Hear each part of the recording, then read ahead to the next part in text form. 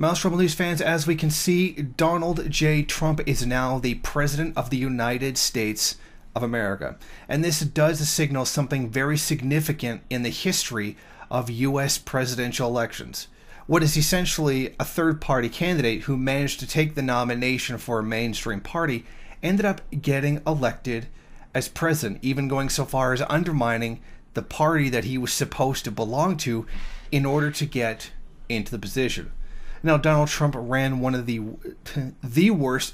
single worst campaign in United States history. His campaign was marred with name-calling, false accusations, and many true accusations as well, seeming disconnections from reality, and, of course, as is unforgettable, an extraordinary amount of racism. Now, his election to President of the United States signifies something important to me.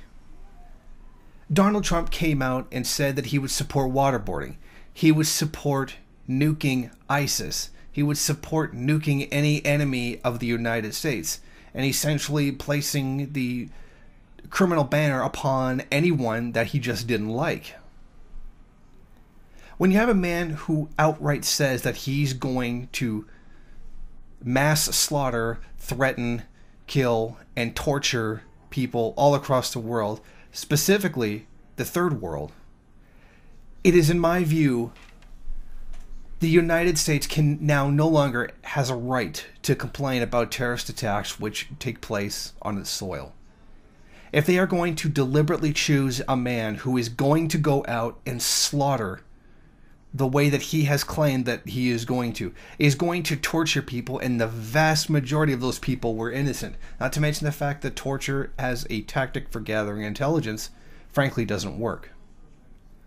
The fact that they're going to pick someone who is going to be so overtly towards such global inhumanity shows that the average American does not care about the people that they hurt. The average American, even the average white working class, singularly does not care who they hurt. And as a result of this, we very likely will see some backlash from people who have been oppressed by the United States currently, and possibly in the past as well. And those people are going to have righteousness on their side due to the actions of the voting American public, those who continue to believe in the system. And that is not to say that Hillary Clinton would have been much better, but she does falsely portray that she would be better in those terms. She would like to negotiate, not outright commit genocide against countries. Again, this was one of the most disastrous elections in U.S. history, marred by such ridiculous controversies and threats of insurrection, etc. The Donald Trump supporters threatened to even overthrow the government if he didn't win, if somehow Hillary Clinton had stolen the election. But these are the same claims that we heard once U.S. President Obama had been elected.